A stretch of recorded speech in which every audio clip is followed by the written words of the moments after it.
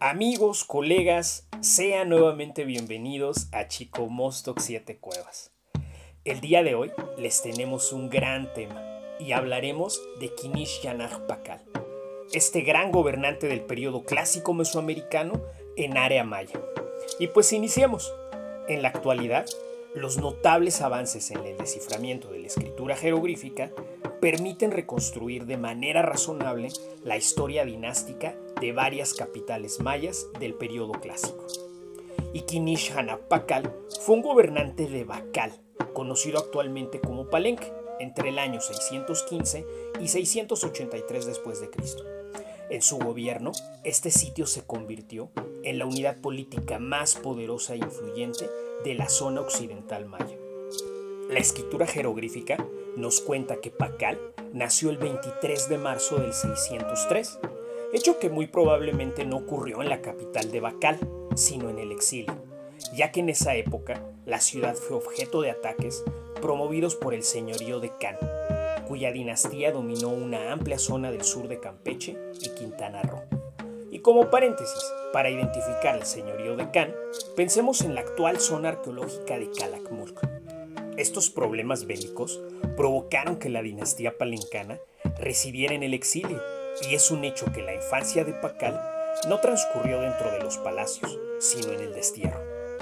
Este exilio provocó que la élite palencana se dividiera en dos grupos, unos que partieron a la zona que actualmente se llama el Tortuguero y el otro, encabezado por los padres de Pakal, en la Kamja. Esta teoría se sustenta porque estos dos sitios siguieron utilizando una variante del glifo Bacal, que como ya habíamos mencionado, era el que representaba a los palencanos. Un hecho histórico que es valiosísimo mencionar fue la entronización de este gobernante, y al respecto, hablemos de la lápida oval, que está en la Casa E, en la zona arqueológica de Palenque. Del lado izquierdo veremos a la señora Sac-Cook, su madre, entregándole un tocado que lo designará como nuevo gobernante. Del lado derecho vemos a Pakal sentado sobre un trono bicéfalo. La lápida dice que este hecho se suscitó el 26 de julio del 615, a sus 12 años de edad. Aquí es importante aclarar que autores como el investigador Guillermo Bernal comentan que es indudable que Pakal todavía no tenía la madurez suficiente para conducir los destinos del Estado, y es un hecho que sus padres fueron los verdaderos depositarios del poder dinástico, hasta que él adquirió la edad y experiencia para hacerlo por sí mismo. Ahora bien, también comentemos el hecho de que su padre no fue quien lo entronizó, y posiblemente fue porque él no pertenecía a la élite de Palenque. Hasta la fecha, solo se conocen dos lugares donde hacen referencia a su padre. El primero se encuentra en la cabecera de su sarcófago, y el segundo en el Templo Olvidado, localizado fuera del área central de la ciudad, donde registra su muerte el 29 de diciembre del 642. Pero continuemos.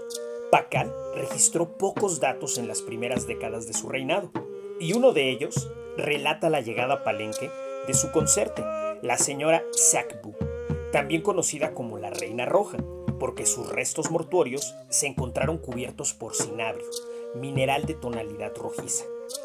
El primer gran acontecimiento que Pakal consideró digno de registrar fue la celebración del final de un Catún, en el año 633 a sus 47 años. Y para ejemplos prácticos, entendamos al Catún como un periodo cosmogónico de aproximadamente 20 años de duración. Una vez terminado este Catún, Pakal también mandó a registrar que al inicio del nuevo periodo de 20 años, la dinastía de Palenque reanudó los cultos a sus deidades y comenzó a recibir tributos de jadeíta. Al respecto, ¿sabías que las orejeras de Pakal en su ajuar mortuorio en la parte trasera tienen glifos? Y en la lectura dice que fueron tributadas por el señor Ocan, dignatario de Laj, una población que estaba sujeta al señorío enemigo de Piedras Negras.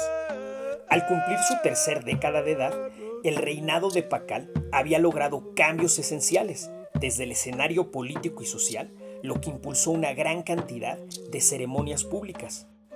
Y en el año del 652 mandó registrar en los tableros del Templo de las Inscripciones que Palenque estaba en una etapa de prosperidad y abundancia, diciendo: brotaron los árboles frutales. Esta estabilidad y bonanza se reflejaban fielmente en la renovación arquitectónica de la capital, uno de los mayores logros de este gobernante. Otro hecho preponderante que marcó el devenir de Pakal fue la guerra, y en el verano del año 659, y bajo circunstancias que no es posible aún definir, Palenque se vio involucrado en un conflicto con algunos señoríos vecinos de la región oriental maya, donde Pakal salió victorioso. Existen glifos donde se narra la captura de algunos gobernantes, entre ellos el máximo señor de Santa Elena. 2 años más tarde, Pakal inauguró la casa C del palacio, cuyo nombre original fue la Casa del Cielo. Esta magnífica construcción fue dedicada a 4 deidades patronas o advocaciones de la guerra.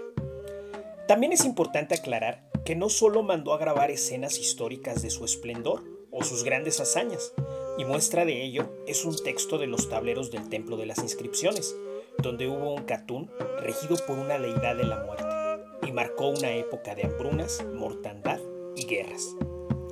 En el mes de noviembre del 672, la señora Sakpu Ahau, esposa de Pakal, murió y fue sepultada en el Templo 13, o como actualmente lo conocemos, como Templo de la Reina Roja.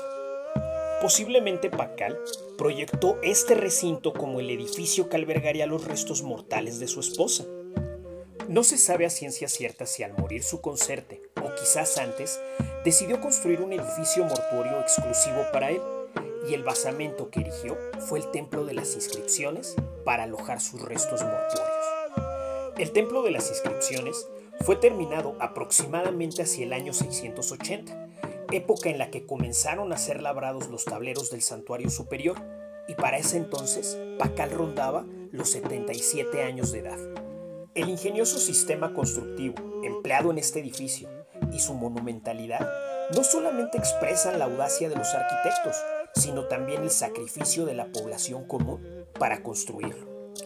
Ahora bien, por último, hablemos de la muerte de este gran gobernante, y para esto platiquemos del paisaje 19 de los tableros del Templo de las Inscripciones. Este fue plasmado por Kinish Khan Baglam, el primogénito y heredero directo de Pakal. En él menciona la muerte de su padre, ocurrida el 28 de agosto del 683 a los 80 años. Pakal fue sepultado en un sarcófago monolítico de la cámara funeraria del Templo de las Inscripciones. La escena de su lápida lo muestra renaciendo de un árbol, y a los costados del sarcófago se representó a su padre y madre, asociados con árboles frutales específicos, a ella con el árbol del cacao y a él con el árbol del nance. En la lápida, Pakal aparece representado como el dios Kawil, advocación de la agricultura en la cosmovisión maya. Y como se podrán dar cuenta, Pakal asume una posición encogida, como de recién nacido. Esta posición es elemento diagnóstico de esta área cultural y se ve en varias representaciones de personajes en Palenque. Pakal está saliendo de las fauces de una serpiente descarnada, que en los textos glíficos se denomina Sakbag Nachapat, misma que fue concebida como un yagüí o nahual de la deidad Kawil. Marcando el nivel terrestre, el árbol cruciforme que se erige junto con Pakal está cruzado por una serpiente bicéfala, de cuyas fauces asoman los rostros de Kawil y el dios Bufón. Posado en la cúspide se encuentra Ixagma, bajo su aspecto de ave, denotando el plano celeste. Los 9 guerreros, que como guardianes de la tumba fueron representados en los muros, sostienen escudos decorados con el rostro del dios G3, advocación de la guerra, y cetros que exhiben nuevamente a Kawil. Estos 9 personajes son los señores de la noche, de los 9 niveles de la región de los muertos. Mercedes de la Garza ha señalado que el propio Templo de las Inscripciones, dotado de 9 basamentos, es la imagen arquitectónica del mundo subterráneo en la cosmovisión maya. Importantísimo resaltar que estos estudios tienen sustento en la epigrafía e iconografía, así como un rigor histórico, lo que aloja a este gobernante como un personaje fundamental en el devenir del área maya en el clásico mesoamericano. Aún nos queda mucho que platicar de Pakal, y créanme, Haremos un video donde hablaremos más al respecto de este gran gobernante, como su ajuar mortorio, el simbolismo del jade para estas culturas y abordar un poco más la guerra con el señorío de Kan. Recuerden, la difusión genera cultura, la cultura genera conocimiento y sin ustedes la historia se quedaría atrás. Gracias por todo el apoyo, síganos en nuestras redes sociales Instagram y Facebook y si aún no lo hacen, suscríbanse al canal. Y si les gustó el video, denle like. Pero sobre todo, si les gusta Mesoamérica, denle like y compártanlo. Y me despido diciéndoles, no todo es para siempre. Aunque sea de jade y de oro, se rompe. Aunque sea de plumaje de quetzal, se desgasta.